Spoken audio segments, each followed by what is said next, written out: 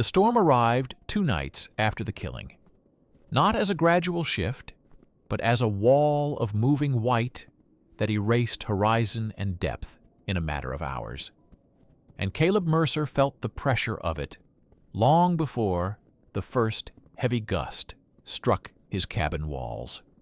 He had spent the previous day working without pause, skinning the massive body on the ridge with grim efficiency, hauling sections down in multiple trips before temperature could stiffen muscle beyond utility.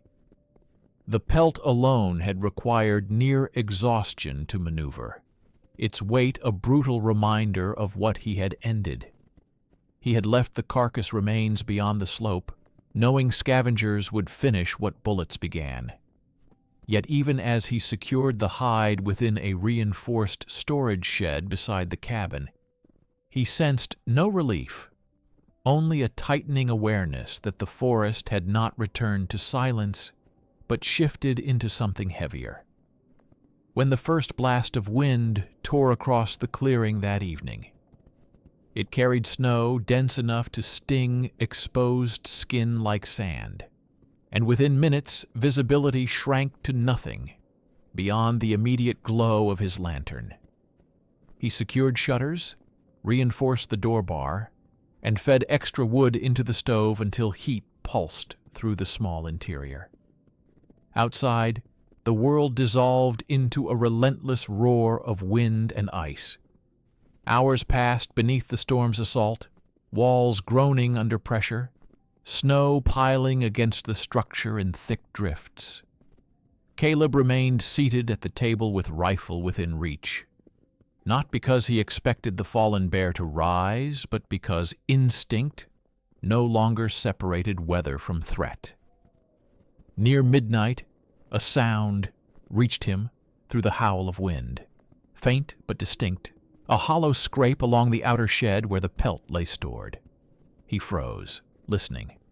The storm masked most subtle noises, yet this carried weight and intent.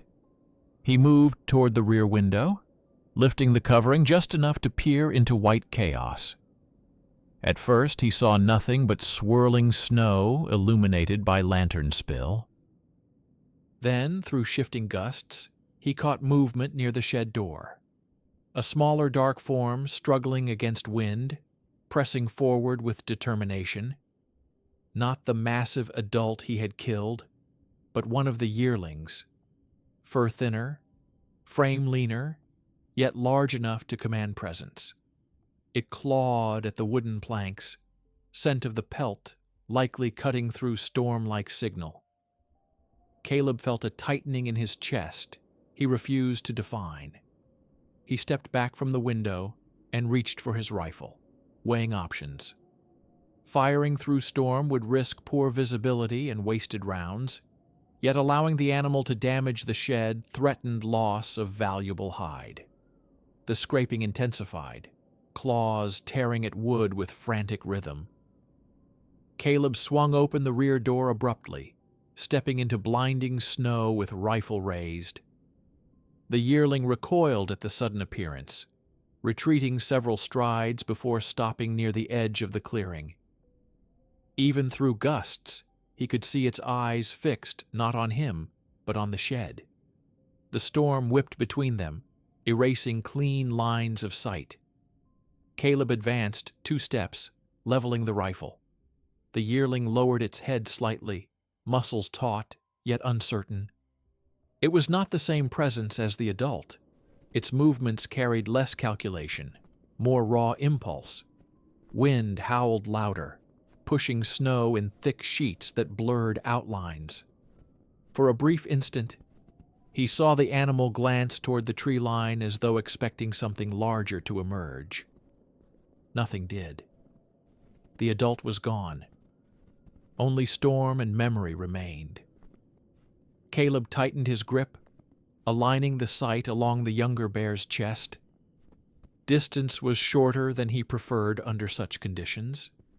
The wind threatened to deflect trajectory. He exhaled slowly, attempting to steady, despite buffeting gusts.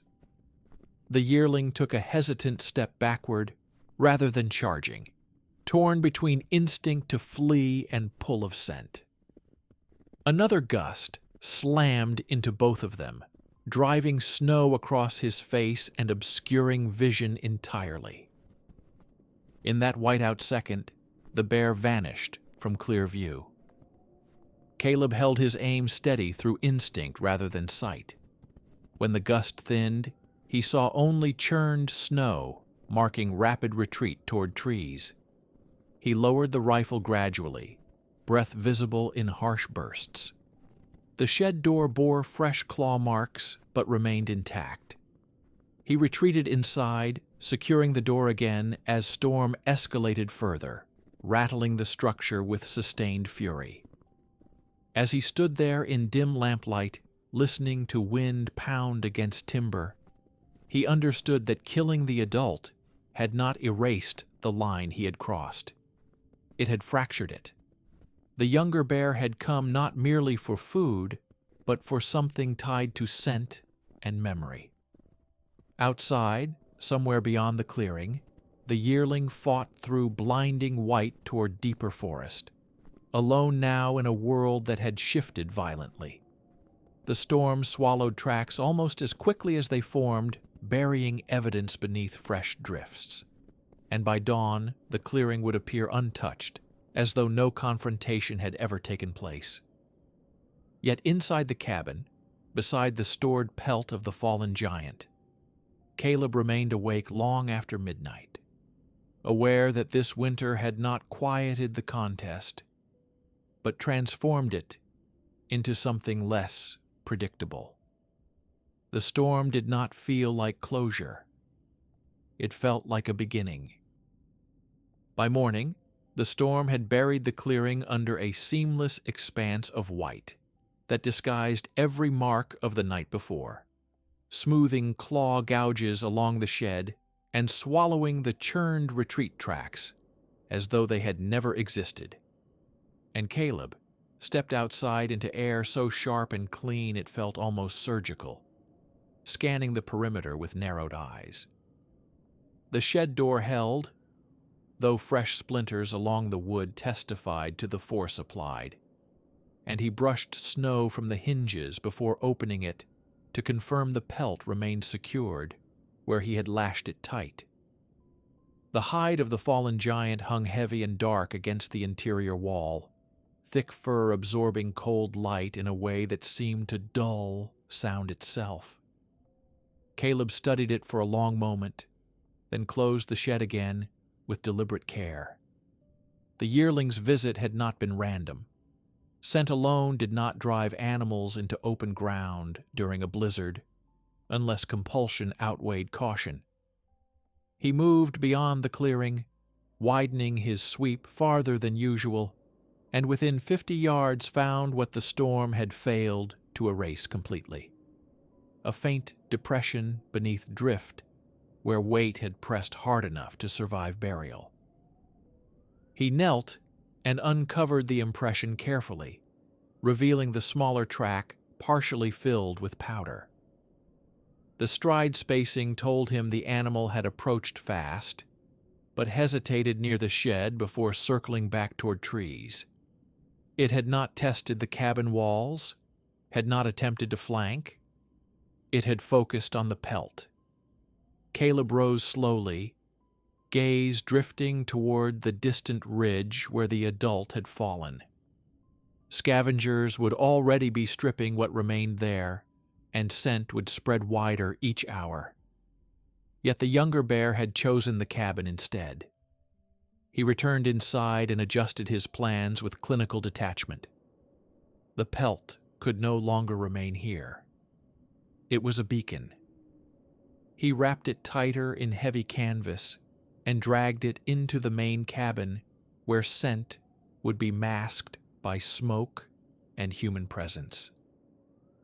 The effort was grueling, the hide's weight resisting every step, but he forced it across the threshold and barred the door again. By late afternoon, clouds thickened once more, promising another drop in temperature rather than snowfall, and cold began to settle with punishing intensity that hardened even the top layer of drifts into brittle crust. As twilight crept across the clearing, Caleb heard movement again at the tree line. Lighter this time, cautious, testing.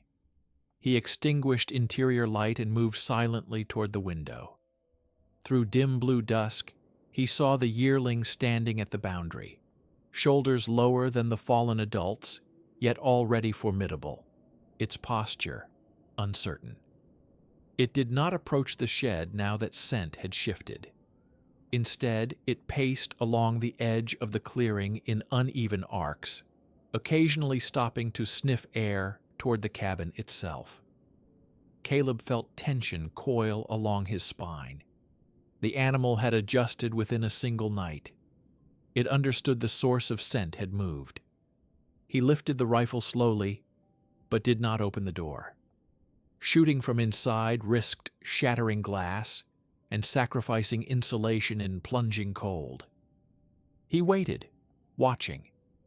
The yearling advanced several cautious steps into open ground, then halted abruptly, as though sensing the weight of his gaze through timber.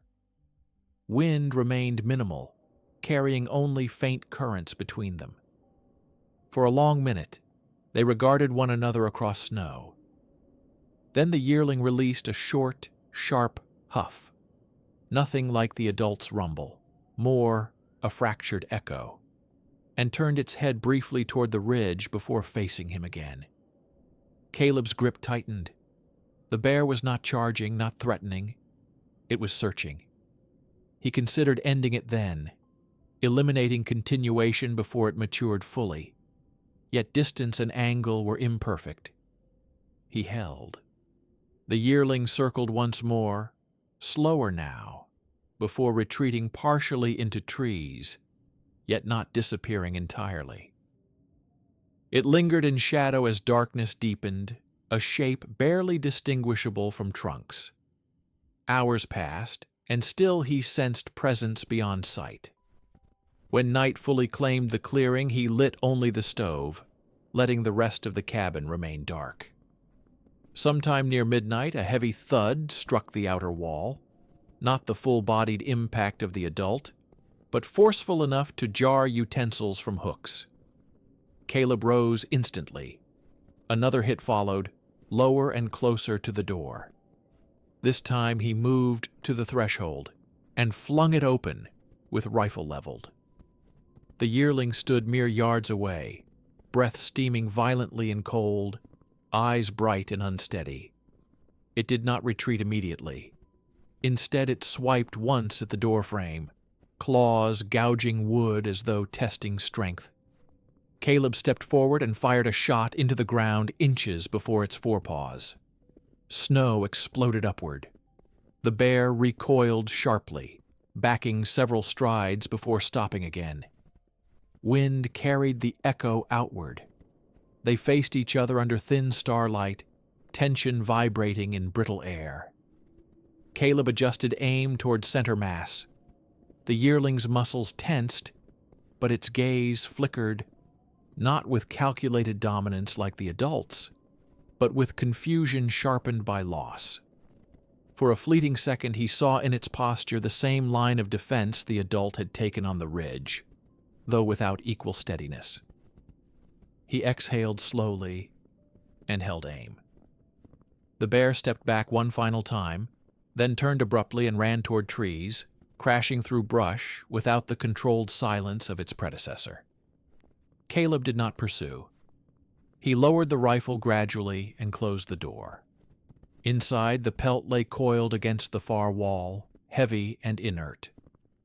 Outside, the clearing returned to brittle stillness. Yet as he leaned against the door, listening to the receding echoes of movement, he understood that the storm had not scattered what remained of this conflict. It had driven it closer. The yearling would not forget the scent housed within his walls, and with each passing week its size and strength would grow. Winter had not concluded the contest. It had thinned it to a single line and that line now circled his cabin under a sky that seemed to press lower with each night. The temperature continued to fall over the next several days until the air itself seemed to fracture when inhaled, and the clearing hardened into a surface that rang faintly beneath each step. Yet the yearling did not disappear. It shifted from direct confrontation to measured persistence, circling at greater distance, appearing briefly at tree line before vanishing again, as if testing whether time alone would thin Caleb's vigilance. He adapted in response, altering his movements unpredictably, leaving the cabin at irregular hours, circling wide arcs beyond the perimeter, before doubling back to approach from unexpected angles, searching for the young bear's pattern. What he found unsettled him more than any charge would have. The tracks no longer looped randomly. They mirrored his widened routes with growing precision. Where he cut across the frozen creek, smaller impressions crossed later at the same shallow bend. Where he paused on a ridge to scan the valley, he later discovered a second set of prints positioned upslope from that vantage, angled toward his cabin. The animal was learning not only his defenses but his perspective. Late one afternoon, under a sky drained of color, Caleb ventured toward the ridge, where the adult's carcass had long since been stripped to bone. Snow had partially buried what remained, leaving fragments of rib and spine protruding like pale markers. Scavenger tracks crisscrossed the site, yet among them he identified the yearling's stride, larger now, heavier, pressing more deeply into crusted drifts. The bear had returned repeatedly to this place. Caleb stood at the edge of the skeletal remains and felt the wind shift subtly across the slope. He turned, scanning instinctively, and there it was. The yearling standing 20 yards away, partially framed by spruce. Its frame appeared broader than weeks before, shoulders thickening under winter fur, posture less uncertain. It did not approach the bones. It watched him instead. Caleb raised the rifle slowly. Distance was favorable. Light was clean. Wind minimal. He centered the sight along the chest. The yearling held its ground for several seconds, muscles taut, but not advancing. Something in its stance had changed. It no longer tested the shed, nor struck walls in frustration. It stood in quiet measure. Caleb began to apply pressure to the trigger, when a sharp cracking sound split the stillness. Ice along the creek below had fractured under shifting temperature. The sudden report echoed through the valley. In that split second, the yearling reacted not by charging but by darting laterally behind a thick trunk. Caleb fired instinctively.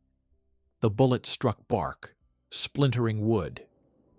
By the time he corrected aim, the bear had already slipped deeper between trees.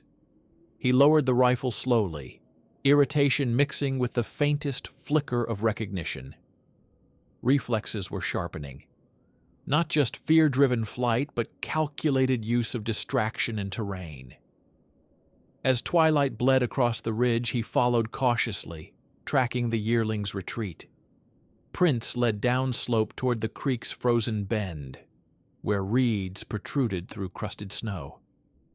Halfway there, Caleb halted abruptly. Ahead, in a narrow passage between fallen logs, he saw one of his older traps partially exposed, where he had not checked in days. Snow around it bore deep scuffs. The jaws were sprung but empty. Chain lay twisted around a root, anchor stake ripped loose. The yearling had encountered the trap and escaped. Perhaps caught briefly. Perhaps not. Blood stained the snow lightly beside it. Caleb crouched to inspect. The smear was shallow, not pooling. The animal had pulled free. Anger tightened his expression. The bear was no longer merely observing. It was surviving through contact. He reset the trap but reinforced it with heavier chain, embedding it deeper than before.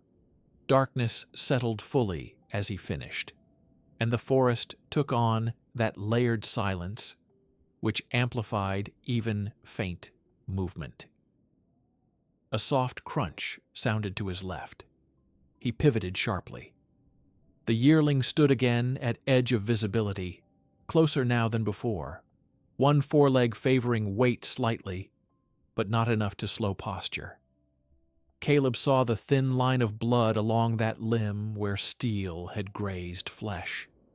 The animal's eyes reflected dim starlight, bright and fixed. He leveled the rifle once more. This time the distance was shorter, angle clear. He steadied breath and began to squeeze. The yearling did not retreat. Instead, it took a slow, deliberate step forward into more open ground. The motion was not reckless. It was intentional.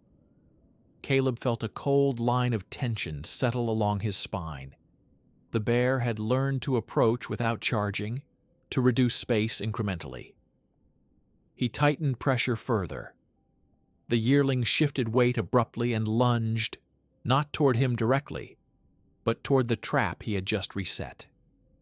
Its forepaw struck the snow precisely over the concealed plate. Steel snapped upward with violent force. The jaws clamped around fur but not bone. The chain jerked taut. Snow exploded. The bear roared and twisted violently, not in blind panic, but in targeted torque. Caleb hesitated only a fraction before firing. The bullet struck along the flank, drawing a sharp burst of blood. The yearling wrenched free with explosive strength, ripping the anchored chain from frozen ground. Steel clattered uselessly as it broke loose entirely. The bear staggered but did not fall. It spun and retreated in a furious arc toward the tree line, dragging the broken trap several yards before shaking it free. Caleb advanced instinctively, firing once more. The shot went wide in dim light. Within seconds, the yearling vanished into black between trunks. Silence rushed back in fragments. Caleb stood in churned snow, breathing hard, anger flaring not from fear, but from the realization that the animal had triggered the trap intentionally, sacrificing fur and blood to dismantle it. He retrieved the broken steel and stared at the twisted chain in his gloved hands. The contest had evolved beyond defense. The yearling was no longer circling in confusion. It was testing his tools directly. As wind crept faintly across the ridge and cold deepened further, Caleb understood that winter was shaping the young bear into something harder, something more deliberate. The fallen adult had taught through presence. Now absence was teaching through necessity. He returned toward the cabin under starlight that felt thin and distant, aware that the space between hunter and hunted was narrowing not through distance but through adaptation.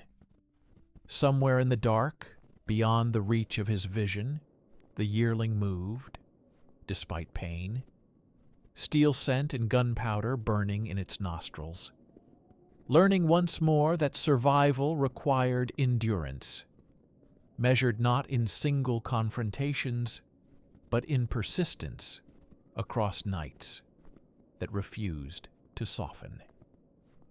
The cold deepened after the trap incident, sinking into the valley with a severity that seemed almost deliberate, and Caleb felt the shift not just in temperature, but in tempo.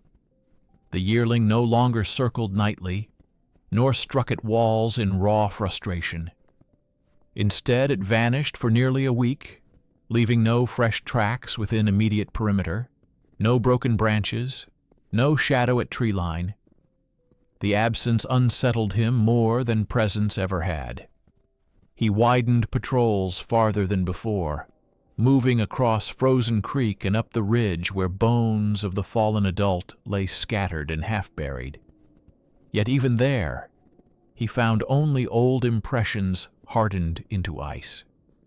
He began to consider the possibility that the younger bear had withdrawn deeper into territory beyond his reach, perhaps pushed by injury or instinct toward safer ground. The thought almost allowed tension to thin. Almost. On the 8th morning after the broken trap, he stepped outside into a clearing transformed by a brittle sunrise that cast long blue shadows across unmarked snow. At first glance, nothing disturbed the surface. Then he saw it, one single line of tracks cutting straight from tree line to the center of the clearing, not circling, not pacing. The stride was longer now, deeper, more confident. It ended not at the shed nor the cabin wall, but directly before the main door. The impressions stopped inches from threshold. No claw marks gouged the wood this time, no frantic scraping. Only stillness. Caleb stood motionless, rifle lowered at his side, studying the deliberate path. The bear had approached openly and waited there. He stepped forward carefully, kneeling beside the final print. The size startled him more than he expected. The yearling had grown. Its forepaw nearly matched his spread hand in width. The depth of compression suggested increased mass. It had stood at his door and then retreated without attempting entry. He followed the returning tracks across the clearing. Halfway back to tree line, he found a dark patch pressed into snow. Blood, frozen and shallow, marking where the trap wound had reopened under strain. The animal had come despite pain. It had chosen proximity rather than avoidance. Caleb straightened slowly, gaze drifting toward the forest edge. Wind was minimal, silence thick.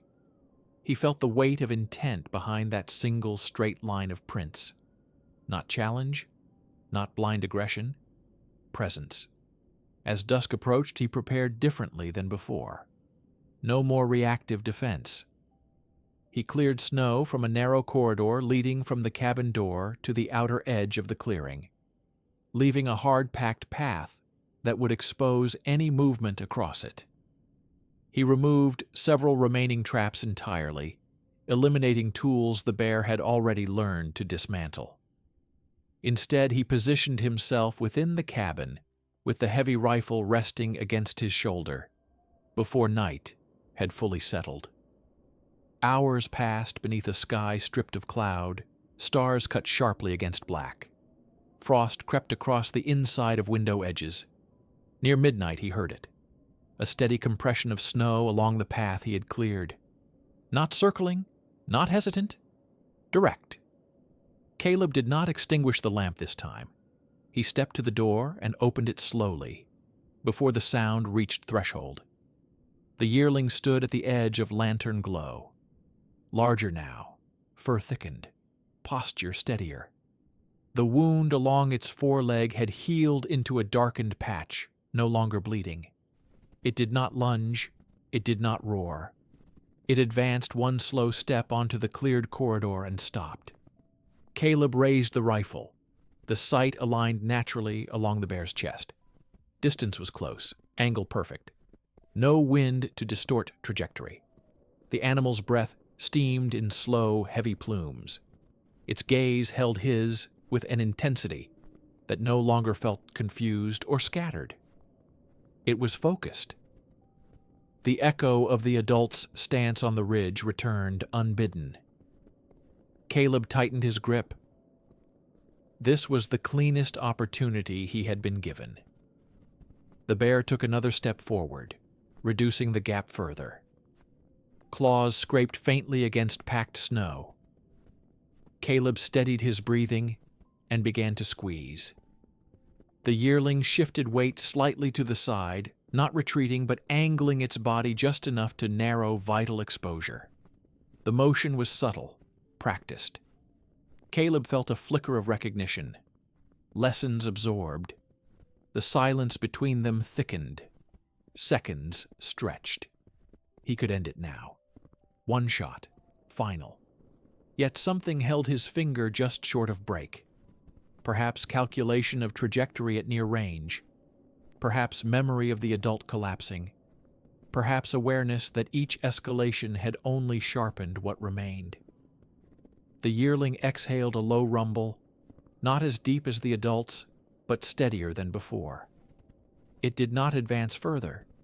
It simply stood there, within reach of death, and refused to flee. Caleb's jaw tightened. Frost crept across the barrel. Finally, deliberately, he lowered the rifle a fraction. Not surrender, not mercy, but pause. The yearling's ears flicked forward.